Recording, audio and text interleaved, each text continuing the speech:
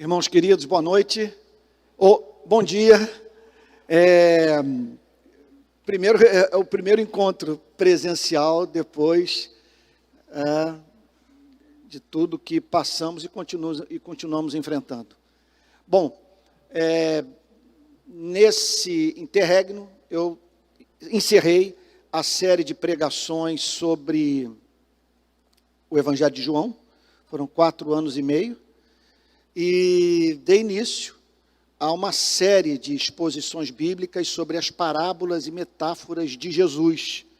Então, nós já falamos sobre a metáfora do sal da terra, falamos sobre a metáfora da luz do mundo, sobre a pérola de grande valor, a parábola do juiz iníquo, a metáfora do tesouro oculto no campo, a parábola da rede. Também falamos sobre a oração do ponto de vista da metáfora do bater, pedir e buscar. Em seguida, nós falamos sobre a seara e os trabalhadores.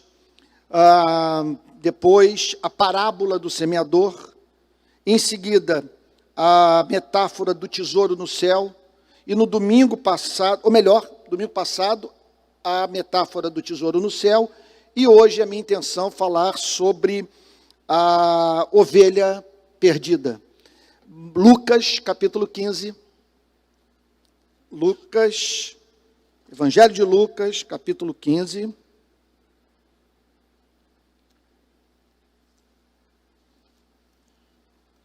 Eu não sei quantos membros da igreja têm acompanhado a série de pregações sobre a carta de Paulo aos Filipenses.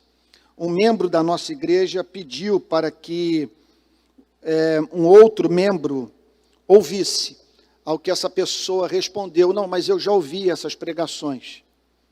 Bom, acontece que, se não me falha a memória, essa série é coisa de 2007. Sei que é provavelmente mais de 10 anos, certamente mais de 10 anos, a série sobre Filipenses. Então, muita coisa mudou na minha vida. E em conexão a isso, o entendimento das Sagradas Escrituras. Só que agora, lá na Betânia, eu estou fazendo algo que eu nunca fiz no meu ministério. Porque quando o pastor Tel fez o convite para eu dar início à série de pregações, me veio à cabeça de redigir o meu primeiro comentário bíblico. Então, o que eu estou fazendo? Eu estou pregando no estilo do Jonathan Edwards. Eu tenho alternado, desde o início do meu ministério, entre o método de João Calvino, que é o de você ler os versículos e os comentar, e o método do John Stott, de você arrumar a passagem, né, que você levou para o púlpito, preparando um sermão com princípio, meio e fim. Ok? Agora, 99% das vezes falando de improviso. Então, mergulhando no texto, vindo para o púlpito com o texto totalmente dominado, e aqui deixando liberdade para o Espírito Santo acrescentar aquilo que lhe aprouver acrescentar. Assim eu tenho feito. Só que o Jonathan Edwards, famoso pregador americano da América colonial, ele nasceu em 1603, morreu em 1758. Considerado o maior cérebro da América, provavelmente de todos os tempos. Alguns dizem que ele só não está na galeria dos grandes filósofos da história da humanidade em razão do seu radical compromisso com as Sagradas Escrituras. Ele filosofava a partir da Bíblia. E Jonathan Edwards tinha uma peculiaridade no seu ministério como pregador. Ele lia o sermão inteiro. Ele pregava lendo. Então, eu estou usando desse método na Betânia, mas, ao mesmo tempo, dando liberdade para, uma vez ou outra, interromper a leitura e falar sobre aquilo que me é dado no momento. Bom, então, nós já estamos indo aí para... Meu Deus, eu acho que a 15ª exposição, verso por verso, palavra por palavra, podendo tratar de grande parte, se não os principais problemas que nós estamos enfrentando nesse atual momento da igreja do nosso país. Então eu recomendo que você vá lá, gravação impecável, não teve uma só segunda-feira que começou atrasado, não teve uma só segunda-feira que a mensagem, que a transmissão tenha caído, com excelência técnica de áudio e de vídeo. Tá bom? Então, eu recomendo que vocês ouçam, se puderem se reunir, se puderem divulgar essas mensagens, tá bom? E essa semana eu estou subindo para a Serra e vou me trancar num lugar lá, a fim de finalizar o meu primeiro comentário bíblico, que vai ser lançado pela editora Mundo Cristão. Espero em Deus até o final do ano. Peço oração por parte de todos. Tá? Então, esse período que eu estive distante presencialmente dos irmãos, foi um período assim de muita pregação. Começamos a série aqui das parábolas, encerramos a série de João. Também, à noite, acabei de concluir a série sobre Romanos capítulo 5, e domingo passado eu dei início à série sobre Romanos capítulo 8, o Everest da teologia cristã, o Everest da Bíblia, Romanos capítulo 8. E na segunda-feira, Filipenses. E ao longo da semana, uma infinidade de mensagens de 3, 4, 5 minutos sobre os mais diferentes temas das Sagradas Escrituras, tá bom? Então, é isso. Falando tudo isso, só para dizer as oportunidades que os irmãos têm de, mediante contato com material produzido pelo pastor da igreja, os irmãos conhecerem um pouquinho mais as Sagradas Escrituras. É assim que eu espero que a graça de Deus tenha nos proporcionado fazer. Lucas, capítulo 15, verso 1. Todo mundo achou? Não achou? Então diz assim a Bíblia: aproximavam-se de Jesus todos os publicanos e pecadores para o ouvir.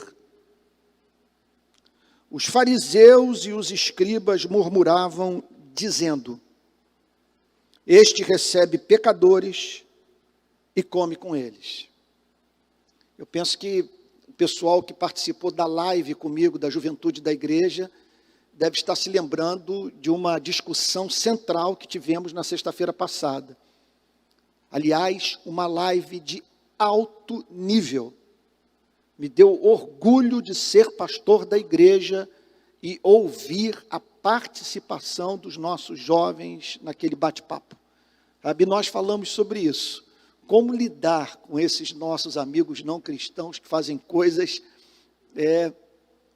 que vão tão radicalmente de encontro aos nossos valores e que, contudo, continuam sendo objeto do amor de Deus e, consequentemente, devem ser objeto do nosso amor. Bom, então aqui está o texto dizendo: este recebe pecadores e come com eles. Então Jesus lhes contou esta parábola.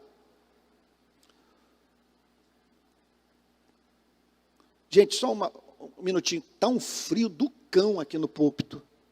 Eu não sei, está nevando aqui. E eu me lembro da máxima do reverendo Antônio Elias, a velha piadinha surrada que os irmãos, eu tenho certeza que ainda vão rir, pelo menos por misericórdia a mim. 2 coisas você tem que evitar na vida: vento pelas costas e sogra pela frente, dizia o reverendo Antônio Elias. Então está um vento aqui nas costas, tá bom? Ok, obrigado, MV. Qual de vocês é o homem que, possuindo 100 ovelhas, então, vocês reclamam aí que eu sou hiperbólico, aqui está o Senhor Jesus. Ele tem 100 ovelhas, mas perde uma. Não deixa no deserto as 99 e vai em busca da que se perdeu até encontrá-la. E quando a encontra, põe-na sobre os ombros, cheio de alegria. Indo para casa, reúne os amigos e vizinhos, dizendo-lhes: alegrem-se comigo, porque já achei a minha ovelha perdida. Digo a vocês que assim haverá mais alegria no céu por um pecador que se arrepende do que por 99 justos que não necessitam de arrependimento. Vamos ter um momento de oração, pedir aquela intervenção da graça de Deus, de modo que o Espírito Santo ilumine a sua palavra e possamos entender o seu significado. Pedi para Simone, você poderia orar por nós, pedindo em voz alta que Deus ilumine o nosso entendimento?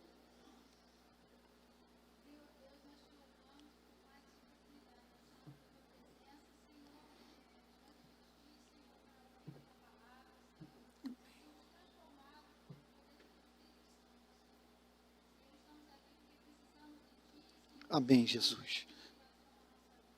Amém, Jesus.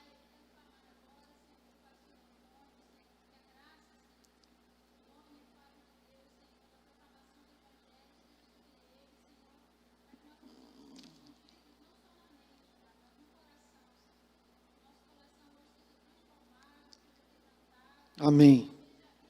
Amém. Amém, Jesus. Amém.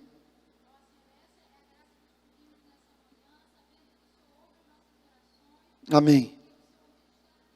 Amém, Jesus. Amém. Amém, Senhor. Sim, meu Jesus. Sim, meu Senhor.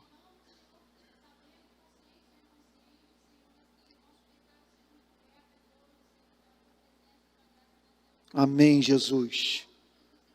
Amém, Jesus. Amém. Irmãos queridos, sob que perspectiva nós devemos ver a parábola da ovelha perdida? Vamos falar do mais básico. É quase inacreditável o que eu vou dizer agora, mas é o que a Bíblia ensina. Pense em algo como a galáxia da Via Láctea. Pensem no nosso planeta. A luz dos bilhões de astros existentes. Estou falando da nossa galáxia. Não estou mencionando Andrômeda e outras mais. Isso tudo tem um Criador. Nós não teríamos 9 planetas dando volta em torno de uma bola de fogo se não tivesse uma inteligência infinita. A modernidade tenta nos convencer que se você der trilhões de anos para o acaso, vai surgir algo como o sistema solar. Eu não tenho fé para isso, jamais tive. O que o cristianismo declara? Que o Criador do universo disse para o seu filho: vá para aquele pequeno ponto azul, planeta Terra, e declare a minha palavra para os seres humanos. Essa gente que eu tanto amo. E assim, portanto, Jesus vem ao mundo para apresentar a mente de Deus à humanidade. O que Deus pensa sobre a nossa vida, sobre esse planeta. E o que é necessário para que vivamos uma vida agradável aos seus olhos. E entre as muitas coisas que o Senhor Jesus falou, encontramos essa. Então, o que está acontecendo aqui nessa manhã? Nós estamos ouvindo o relato, escrito, de modo inspirado, da mensagem do Filho de Deus. O Pai pediu que o Filho de Deus, o seu único Filho,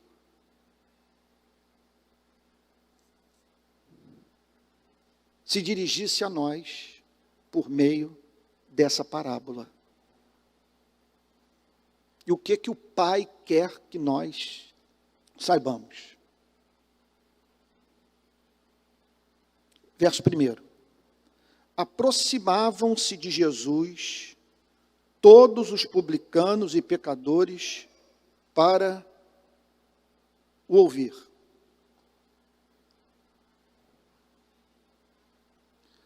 Isso é uma coisa extraordinária. Dá para você imaginar isso? Posso dar um exemplo aqui? Estou vendo aqui o Luquinha, filho do presbítero Tony. Está fazendo faculdade de medicina. Imagina Luquinha na faculdade de medicina, atraindo a atenção dos usuários de droga, das pessoas que, do ponto de vista da sua sexualidade, se comportam de modo mais radicalmente diferente daquele que julgamos que um ser humano deve administrar sua sexualidade. Imagine então as pessoas mais complicadas o procurando.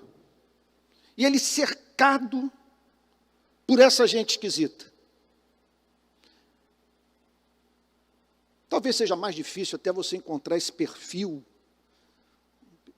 o sujeito todo tatuado. Não estou falando aqui contra a tatuagem, não. Mas estou pensando nessas figuras que nós conhecemos assim, as mais excêntricas, aquelas que nós consideramos de comportamento desviante, que se desviam do padrão considerado, do ponto de vista dos nossos valores morais, o correto. Isso é uma coisa impressionante. Você imagina um crente na academia, na praia, na faculdade, no seu ambiente de trabalho, ele costuma ser encontrado cercado pelas pessoas mais complicadas. E que essa gente adora a companhia deste que, apesar de não usar várias máscaras, várias personas, de a cada momento se metaformosear, a cada momento assumindo uma nova característica para ser aceito por todos, não. É uma pessoa que mantém sua identidade do princípio ao fim. E, contudo, os mais doidos, os mais malucos,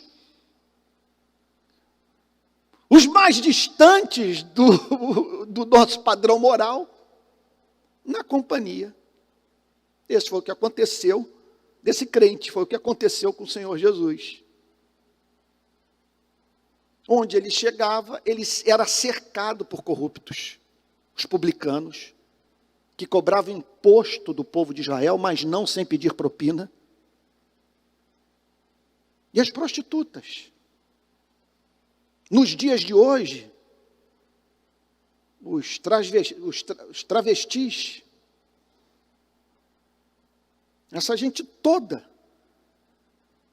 cercando Jesus por encontrarem nele algo que não encontravam na sinagoga, não encontravam no templo, não encontravam nos rabinos, não encontravam nos fariseus, não encontravam nos saduceus, não encontravam nos essênios, não encontravam nos zelotes. Então observem, o Filho de Deus surge nesse planeta, o santo, a luz do mundo, aquele que a Bíblia chama de expressão exata do ser de Deus, em vez de repelir os considerados pecadores empedernidos, os atraía. Esse foi um fato. As pessoas olhavam para aquilo, que profeta é esse? Perguntavam. Como explicar esse séquito? Para onde ele vai? Essas prostitutas o acompanham. E aqueles que na coleteria,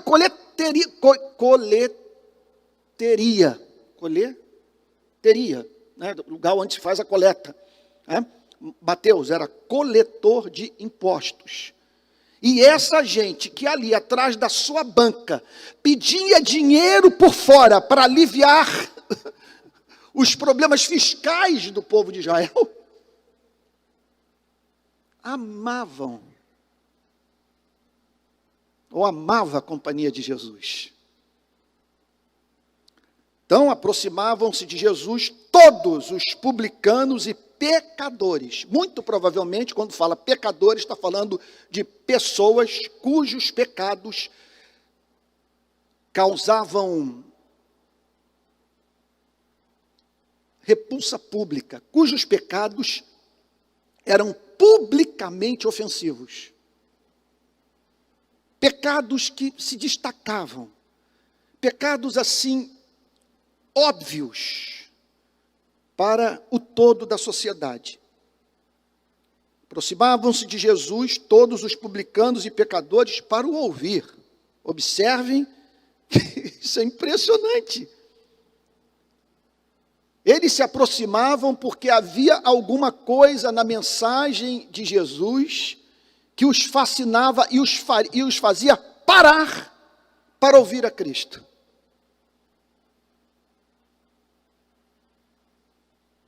Bom, deixa eu fazer uma pergunta para vocês.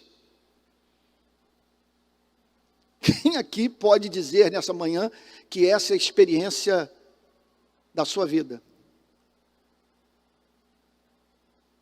Sexta-feira eu fui para a academia malhar. Aí nisso, tinha um camarada forte, totalmente definido. Sujeito realmente forte, de aquela figura física assim, impecável. Aí eu cheguei para ele e falei, olha, se você quiser, eu passo a minha série para você pegar um pouquinho de mais de músculo. Aí ele caiu na gargalhada, e assim começamos a amizade. Aí eu falei, pô, isso aí deve ser resultado de muito trabalho, de muita perseverança, muita disciplina. Aí, ele me falou que está tomando testosterona. Ele falou, não, eu não estou puro, tenho que ser sincero com você. Mas tem um médico me acompanhando, ele até abriu lá no iPhone dele, o resultado dos exames e me mostrou. Olha aqui o meu nível de testosterona e tal. Agora, tem um negócio. Sexualmente, eu virei uma pessoa descontrolada. Sou louco pela minha mulher. E minha mulher também está tomando mais não sei o quê. E aí começou a descrever como que está a vida sexual deles. Eu ali na academia, ouvindo aquilo tudo. E eu falei, não sei se ele sabe quem eu sou, mas eu acho fascinante ele poder se abrir comigo. E eu falei com ele, olha, realmente, amigo, é muito legal, sabe, ouvir, porque eu queria entender mais esse lado hormonal nas coisas, porque como pastor eu lido com muitos casais, eu não falei que eu era pastor, nem que eu era cristão para ele, mas eu lido em aconselhamento com muitos casais que não perderam a harmonia nessa área. Muitos homens reclamando de mulheres que não os procuram. Esses dias uma mulher me procurou também, dizendo que está sofrendo horrivelmente porque o marido perdeu completamente a libido por ela. Mas como se não bastasse ele me mostrar o exame, me falar das doses de testosterona e tudo mais, ele chamou a mulher, falou, minha mulher é essa aqui, vem cá, olha, eu estou falando com ele sobre, eu estou falando com ele sobre a nossa vida íntima e tal. E ela falou, não, é mesmo, olha, mas olha, você tem que ter alguma coisa pelo marido, senão não funciona. Sabe, aquilo só funciona quando há um interesse por ele, quando ele o atrai. Mas se ele não atrai, não conte com isso. Agora, na falta disso, por mais que ele seja uma pessoa de quem assim você não desgoste, uma pessoa que lhe atrai, você não consegue. Foi o que ela me disse. Bom, e assim eu vivo. De chegar na praia, por exemplo, quem olha de longe me vê cercado pelos amigos do passado fumando maconha E não tem como fugir. A praia lá, uma das praias que eu frequento em Niterói, ela é dividida em 3 partes. Beverly Hills, faixa de Gaza e Colômbia. A Colômbia é uma nuvem só. Então eu estou ali, não tenho como fugir daquilo. Sabe? Esses dias eu contei para vocês, esses dias não, faz alguns anos, que eu encontrei um desses amigos do passado, e ele vendendo cerveja na praia. Sabe? Sofreu algum revés na vida, muitos da minha geração ficaram só no surf, e aí o tempo passou, pronto, envelheceram na praia, sem estabilidade financeira nenhuma e tal. Então esse aí foi vender cerveja. Bom, o que ocorreu? Ele falou: Antônio, por favor, você poderia ficar aqui no meu lugar, só um minutinho, enquanto eu vou ali pegar gelo seco, porque acabou o gelo. Eu falei: mas cara, eu vou ficar aqui, e se aparecer comprador? Não, isso aqui, ó, a cerveja aqui R$2, Antártica, não sei o que lá. Aí, só que, quando ele saiu, eu assumi o negócio, a unção da venda veio. E começou a aparecer banhista de tudo que é lugar querendo cerveja. E lá estava eu, abrindo isopor, vendendo cerveja para esse meu amigo. E eu falei: meu Deus, quem olha de longe deve estar pensando o seguinte: olha, o pastor está precisando de alguma ajuda, de alguma, sabe, o salário não está dando, e ele, embora não saiba fazer tenda, virou um vendedor de cerveja. E lá estava eu, por isso que eu digo, né? Olha, cuidado com o julgamento. Porque quem passou ali e olhou de longe deve ter pensado, perdeu o juízo completamente e desgarrou da fé. Irmãos queridos, o fato é o seguinte, que se formos ser sinceros, nós perceberemos que só convivemos com pessoas iguais a nós.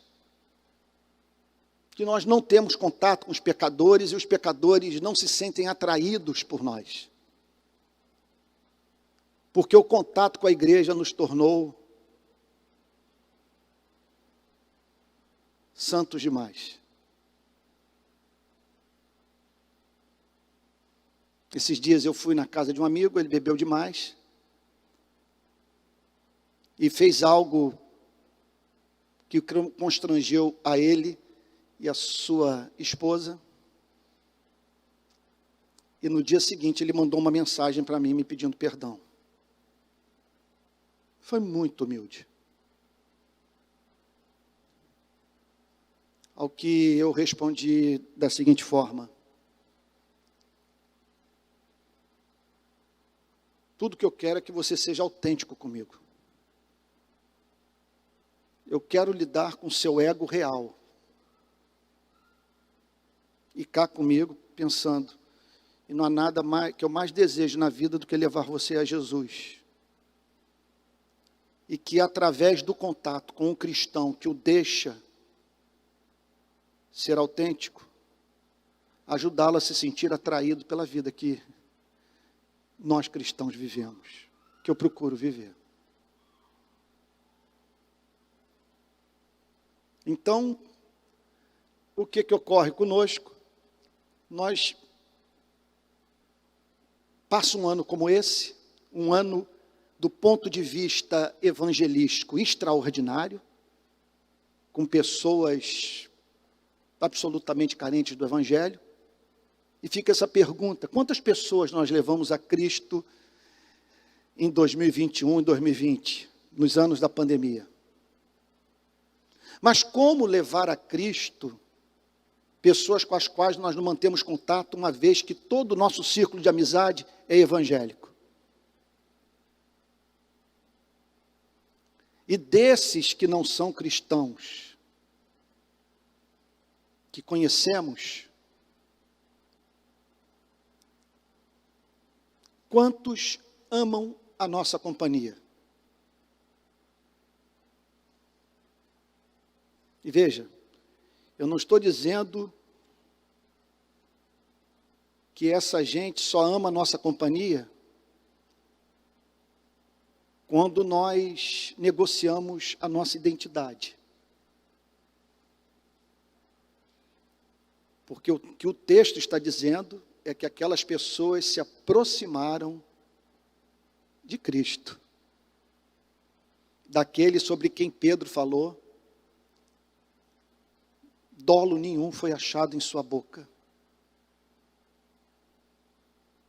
porque Jesus é o Cordeiro de Deus, o Santo de Israel.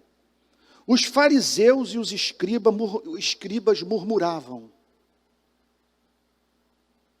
Os fariseus e os escribas murmuravam. O que ele está dizendo? Que os presbiterianos, os batistas, os metodistas, ao verem você na praia com aquela gente, murmuravam, dizendo: não é possível que esse homem seja sério, que essa mulher tenha um real compromisso com Cristo. Olha com quem ele anda. Esses dias eu me encontrei com uma figura pública, realmente pública, numa esquina do Leme. Essa pessoa ligou para mim e queria me ouvir. E ela foi com máscara, com chapéu, só os olhos aparecendo. Marcou numa esquina do Leme, num restaurante desses que fazem comida artesanal, mas com as portas todas abertas, vazadas. E é uma figura tão odiada pelo mundo evangélico, mas tão odiada, que eu pensei o seguinte: o evangélico que passar agora por aqui e me encontrar na companhia dessa pessoa, vai dizer: está vendo? Tudo que é falado sobre esse pastor é verdadeiro. Olhe com quem ele anda.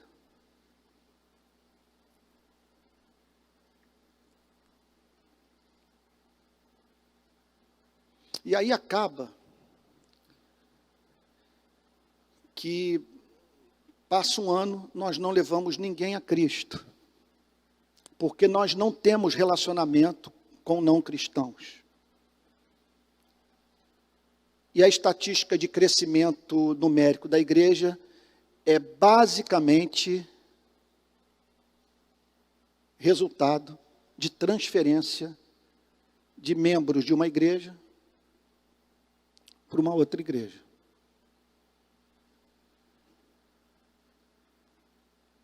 Então Jesus lhes contou esta parábola. E aqui Jesus, sabendo do que se passava na cabeça dos escribas e fariseus, contou essa história, a fim de que todos entendessem o que o motivava. E é muito, assim,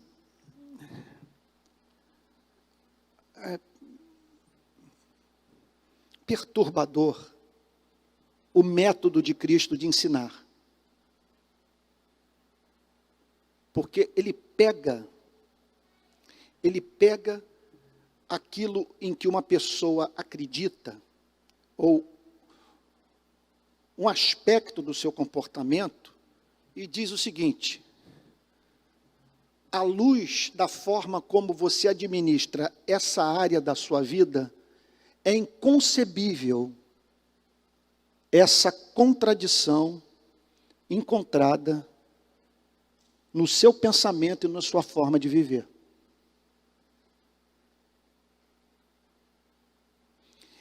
O que o Senhor Jesus fez, e se nós soubermos fazer isso com amor, com habilidade, nós vamos levar muitas pessoas a Cristo.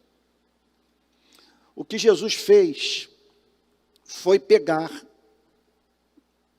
os pressupostos dos escribas e fariseus, a forma como essa gente vivia, e os levar às suas conclusões lógicas, a fim de mostrar o seguinte ponto: vocês estão sendo contraditórios. O comportamento de vocês, em outras áreas de sua vida, condenam o que estão fazendo agora. Qual de vocês é o homem É como se ele dissesse o seguinte: eu gostaria de encontrar, nessa tarde, alguém que não se encaixe na história que eu vou contar. Então, qual de vocês, quem entre vocês, que possuindo 100 ovelhas, imagine a situação, você possui 100 ovelhas. É uma pena que nós não vivemos mais numa sociedade agrária. Nós não temos hoje uma ideia do que significa você ser pastor. Você criar ovelha. Você se afeiçoar por esses animais. Nunca brinque ou subestime, faça piada com gente que perdeu animal de estimação. Se você não tem animal de estimação, jamais teve, eu sugiro o seguinte: cara, jamais diga, ele está triste por causa de um cachorro. É uma das coisas mais ofensivas que você pode fazer na vida. Ele está triste por causa de um gato. Então aqui está o Senhor Jesus, como conhecedor da alma do povo de Israel, apelando para o amor que aquele povo tinha pelos seus animais, pelo seu rebanho. Ano passado, eu vou até me segurar aqui para não chorar. Vou pegar aqui um lençozinho de papel. Ano passado, um mês antes da pandemia, eu visitei os grandes bolsões de miséria do Brasil.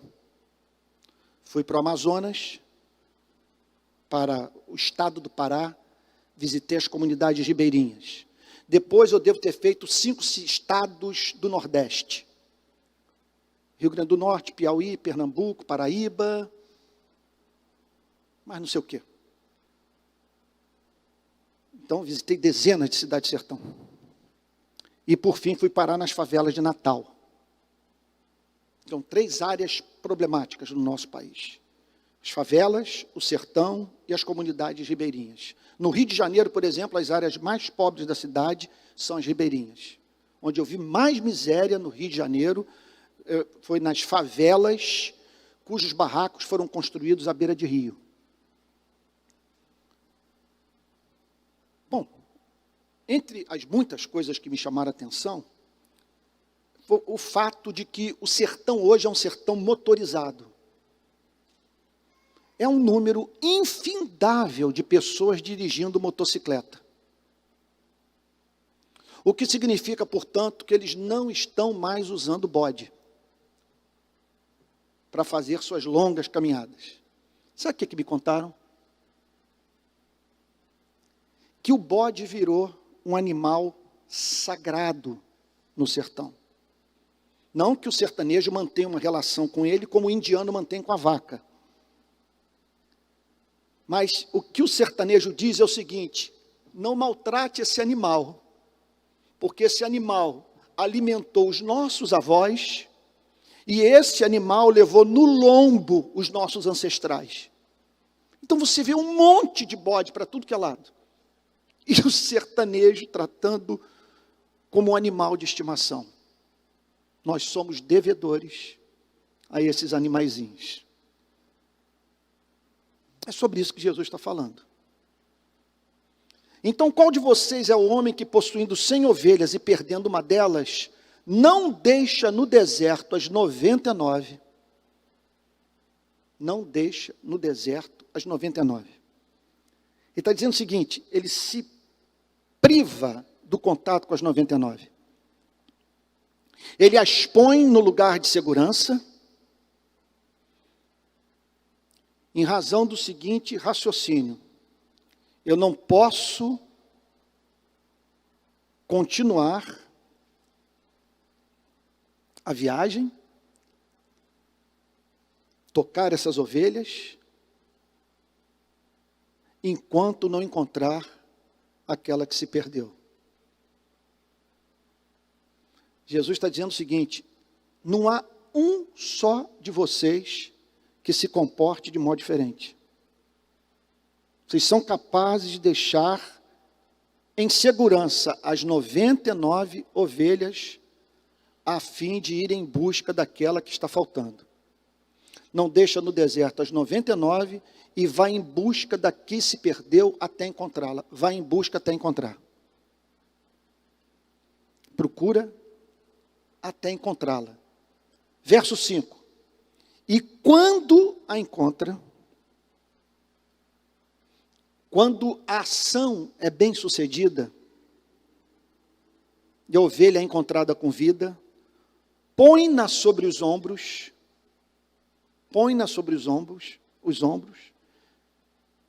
que era a forma de reconduzi-la ao aprisco.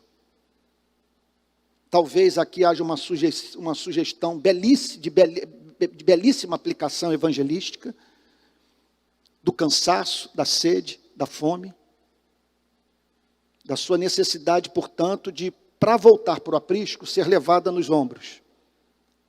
E quando a encontra, põe-na sobre os ombros, cheio de alegria. E indo para casa, e agora ele voltou para casa, não mais com 99 ovelhas, mas com as 100 ovelhas, todas as que lhe pertenciam. Indo para casa, reúne os amigos e vizinhos.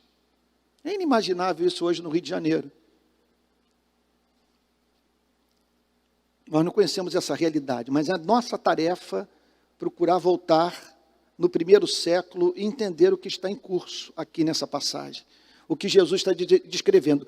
E indo para casa, reúne amigos e vizinhos, dizendo-lhes: alegrem-se comigo, porque já achei a minha ovelha perdida. Era algo, portanto, Jesus sugere, é claro, extraído da experiência cotidiana de Israel.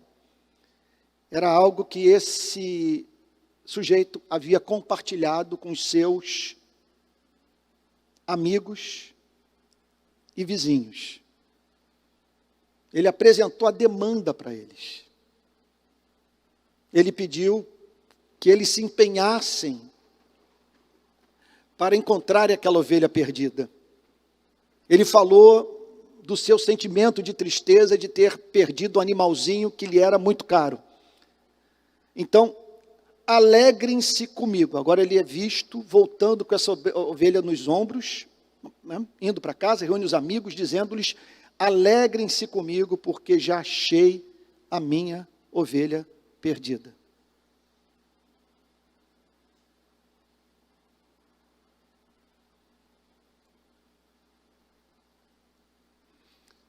Bom, alegrem-se comigo, porque já achei a minha ovelha perdida. Só que Jesus está falando aqui sobre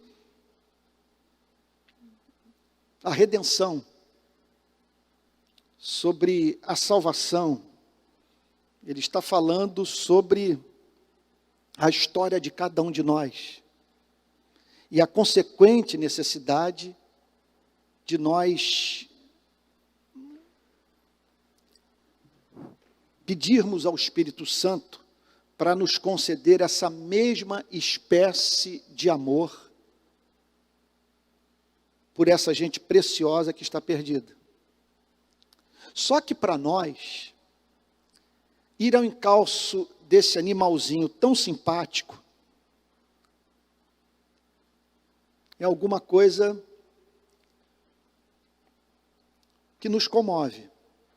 A ideia de um ser humano saindo à procura desse animalzinho simpático, alguns chamariam de fofo, desse animalzinho que não nos faz mal e do qual nós extraímos tudo para viver. Comemos da sua carne e nos aquecemos com a sua lã. Agora, o problema é que Jesus está falando de você ir em busca daquele que vota no partido que você odeia, naquele que fez uma opção sexual que você abomina, daquele cuja aparência, o jeito de falar, o que escreve nas redes sociais lhe causa repugnância. Às vezes eu estou na favela e eu ouço comentário depreciativo feito por gente que foi lá prestar alguma ajuda.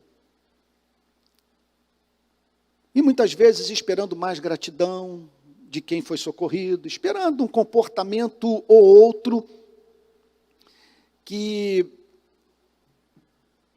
tornasse aquele para o qual nós estamos querendo levar o Evangelho, ou ao qual estamos desejosos de ajudar, se tornasse digno da nossa ajuda.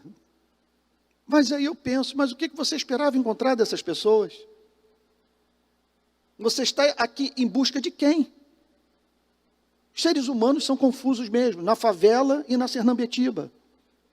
As pessoas são estranhas, as pessoas mentem, as pessoas são ingratas, as pessoas se esquecem do favor recebido. Muitas vezes aqueles que nós queremos ajudar não ajudam.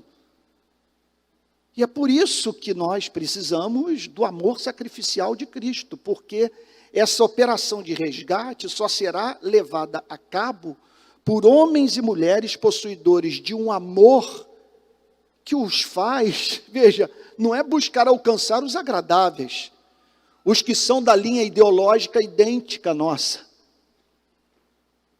mas os que estão perdidos e confusos e que fazem aquilo que nós fazíamos quando lá atrás tivemos um encontro com Cristo. Verso 7. Agora a conclusão e aplicação. É uma linha de pregação muito parecida com a de Natã, quando confrontou Davi.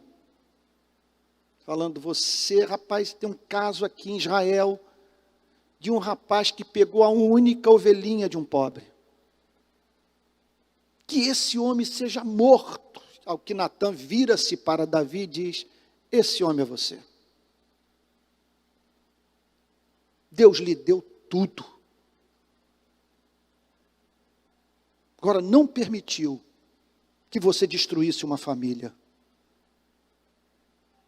Que você desse para o seu melhor soldado o tratamento que você deu. E aqui, o Senhor Jesus está falando, vocês entendem de ovelha, mas não entendem de homem. E muito menos do que essas criaturas confusas representam para o seu Criador. Digo a vocês que assim haverá mais alegria no céu por um pecador que se arrepende do que por 99 justos que não necessitam de arrependimento.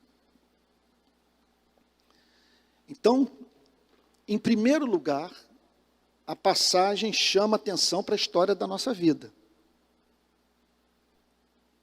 E o que o nosso retorno para a casa do Pai representou para Deus. Foi o momento da mais intensa alegria, em razão da estima que Deus tem pela sua vida, pela minha vida. Você só está aqui porque você foi caçado. Você só o ama porque Ele o amou primeiro.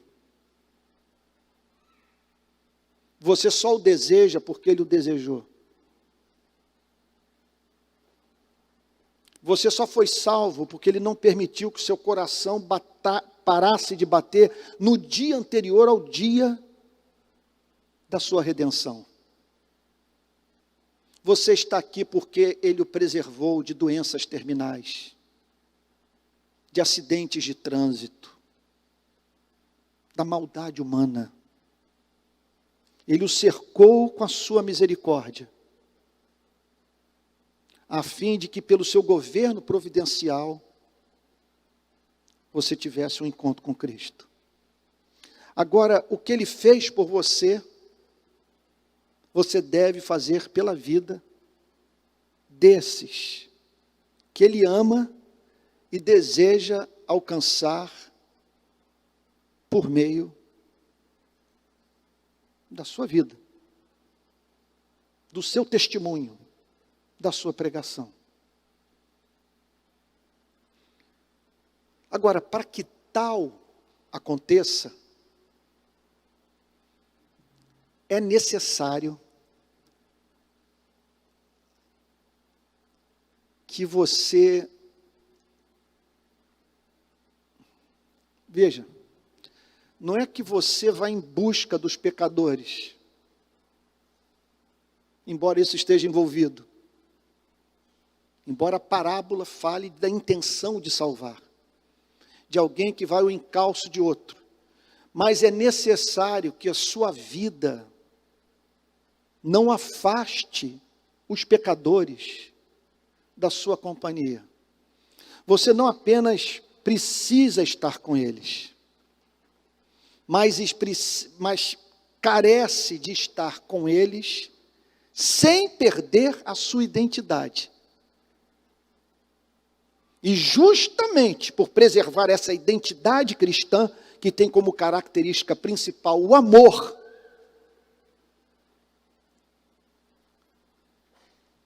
permitir que essas pessoas se aproximem de você.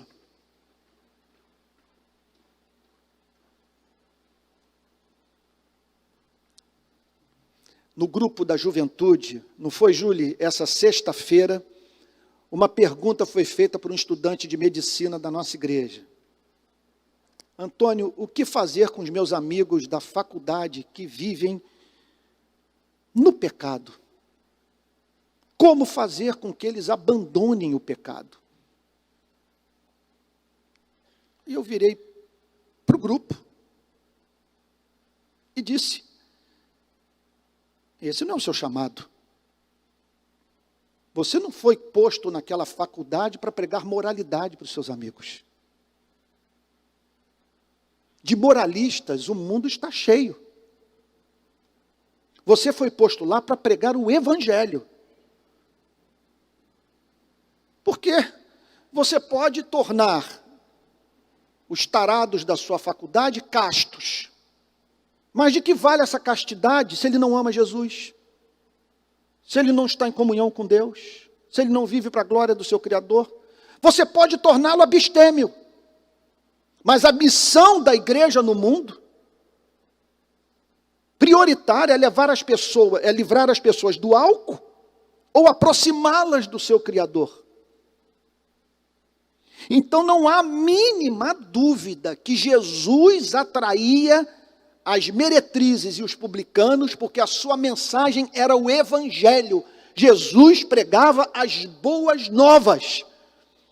E não tinha a mínima esperança de que uma pessoa de que uma pessoa vivesse o cristianismo sem se tornar cristã. Que uma pessoa vivesse para a glória de Deus sem ter tido um encontro redentor com o seu Criador. Então, nosso chamado é para pregar o evangelho e fazê-lo com doçura, com empatia, com misericórdia. De ouvir essas pessoas, deixá-las ser autênticas, manifestarem livremente o seu pensamento, enquanto que com graça, com doçura e, por que não dizer, com autoridade.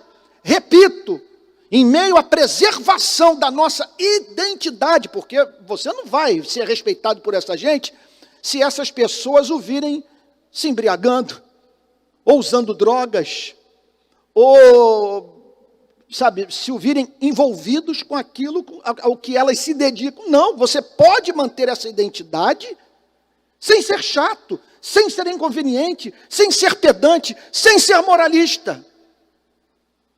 Então, numa manhã como essa, nós precisamos saber que tipo de igreja que nós queremos ser. A dos escribas e fariseus escandalizados com Cristo? Ou a igreja das meretrizes e dos publicanos que amam ouvir a mensagem de Cristo? Porque sua mensagem se chama evangelho.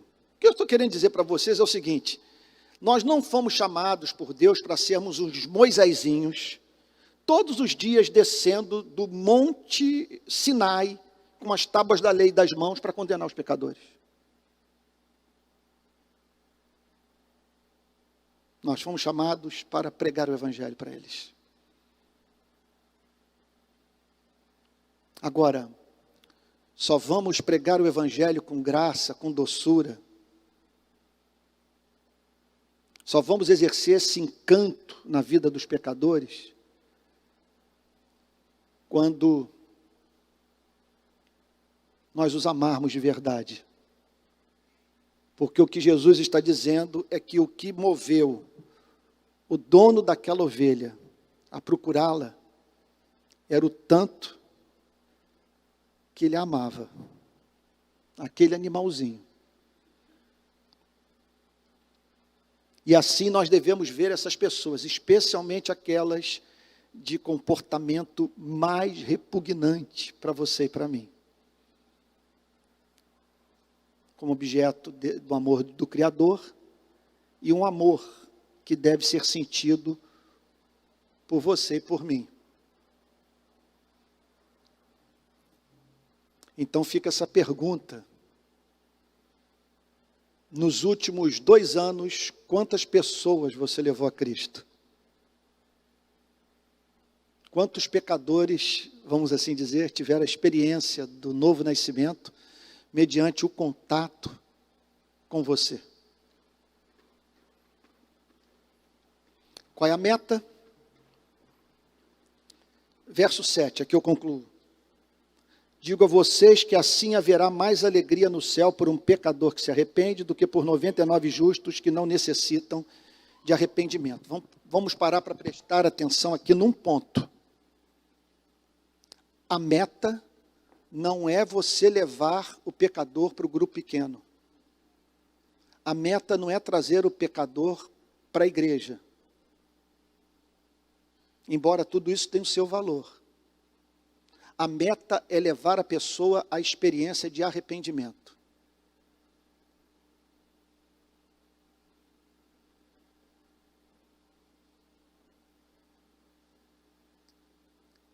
E nesse sentido,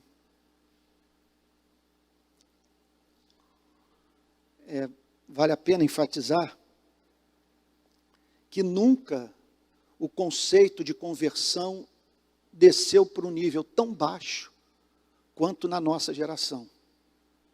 Porque basta a pessoa dizer que acredita em Deus,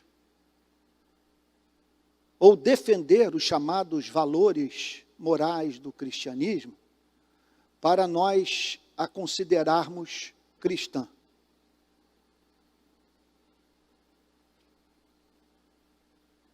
É um desserviço que prestamos às pessoas quando nós as asseguramos de uma conversão que ainda não se tornou crível.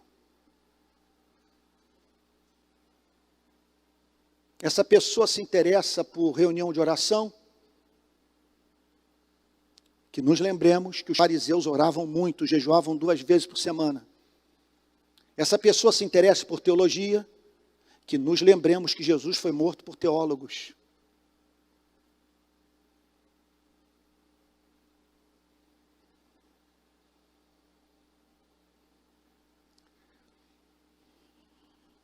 O chamado é para levarmos essas pessoas à experiência do arrependimento, da reorientação completa da sua vida. O que significa esse arrependimento? É você olhar para a majestade de Deus, para a santidade de Deus e dizer: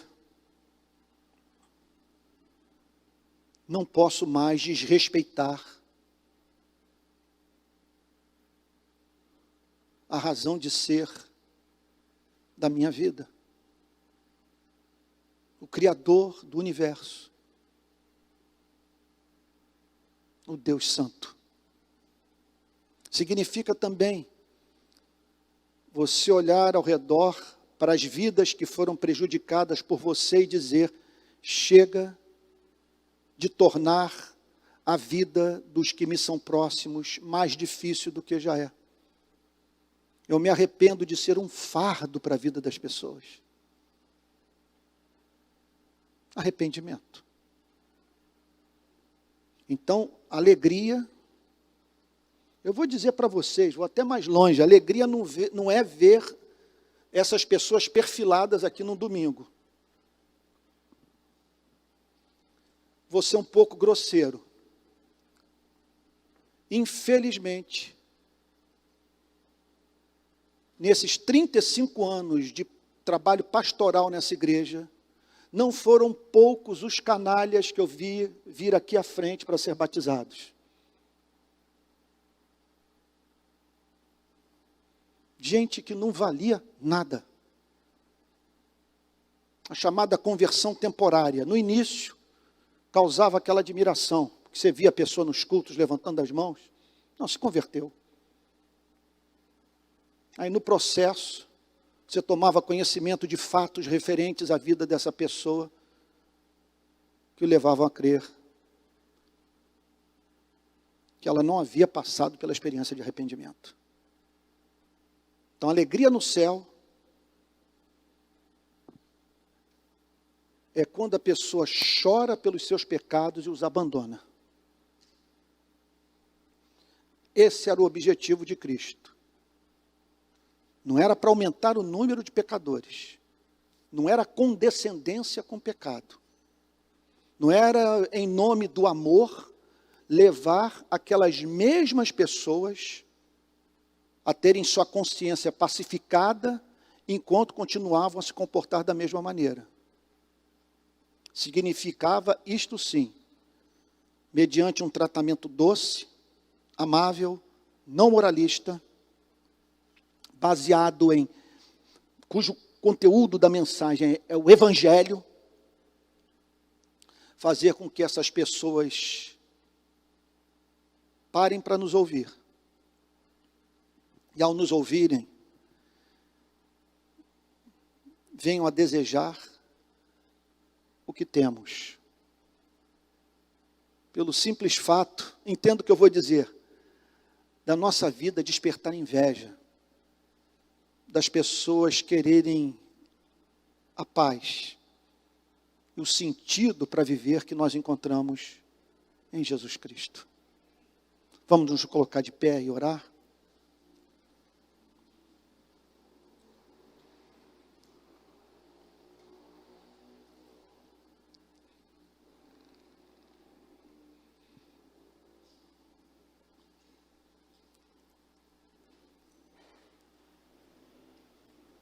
Pai Santo,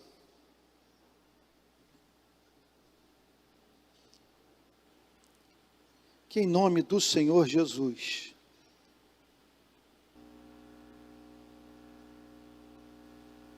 Tu nos ajudes a reproduzir a vida de Cristo, de modo a atrairmos a presença dos pecadores. Que eles encontrem em nossas vidas empatia, misericórdia e verdade, Senhor. Conceda-nos graça para mantermos a nossa identidade, Senhor. Ajude-nos a ter uma boa autoestima, que em razão do amor que Tu tens por nós, não precisemos assumir as mais diferentes identidades a fim de contarmos com a aceitação de todos. Se tivermos que desagradar pela inflexibilidade do nosso caráter, Senhor, que assim seja. O que nós só pedimos a Ti, Senhor, é que não venhamos a repelir essas pessoas em razão da nossa inflexibilidade, dureza, moralismo, Senhor. Falta de amor, de interesse pela vida das pessoas. Nós pedimos perdão, Senhor, por sermos seletivos na escolha daqueles que vamos alcançar para Cristo. Nos esquecendo, Senhor, que num país como o nosso, o chamado é para amar a todos, os dois lados, Senhor, da disputa que está em curso na nossa nação. Agora nós queremos encerrar essa meditação na sua palavra, agradecendo o Senhor pela nossa redenção, porque a história dessa ovelha é a história da nossa vida. Senhor, o Senhor foi ao nosso encalço, por conhecer o nosso nome, por saber quem somos, Senhor. O Senhor foi ao nosso encalço, porque na eternidade o Pai nos deu a Jesus Cristo. Senhor, nós te agradecemos, porque o Senhor não permitiu que morrêssemos sem salvação. Te agradecemos pelo seu cuidado providencial, que preservou a nossa vida de acidentes mortais, de doenças incapacitantes, Senhor. Nós te agradecemos por não termos sido um aborto, por termos sido preservados pela sua graça, Senhor. Te agradecemos por aqueles que o Senhor pôs em nosso caminho. Te agradecemos pelas canções que ouvimos, os livros que lemos, os pregadores que anunciaram o teu evangelho para nós. Nós louvamos o teu nome, porque o Senhor se recusou nos ver derramando as lágrimas, Senhor, da perdição eterna. Nós te agradecemos, Senhor, por esse amor que foi fixado em nós. Te agradecemos, Senhor, por essa alegria que o Senhor sentiu quando, Senhor, fomos postos também sobre os seus ombros e trazidos de volta para o aprisco, Senhor. Ó Deus querido, em nome de Jesus, nós pedimos a Ti, como expressão da nossa mais profunda gratidão pela obra de Cristo em nossas vidas, que o Senhor nos conceda a graça para fazer o mesmo nos anos de vida que nos restam, Senhor. Que muitos também, Senhor, possam ser trazidos de volta para a sua casa pela instrumentalidade das nossas vidas. Que possamos, Senhor amado, com o nosso trabalho, causar muita alegria no céu, Senhor. É o que te pedimos em nome de Jesus, com perdão dos nossos pecados. Amém.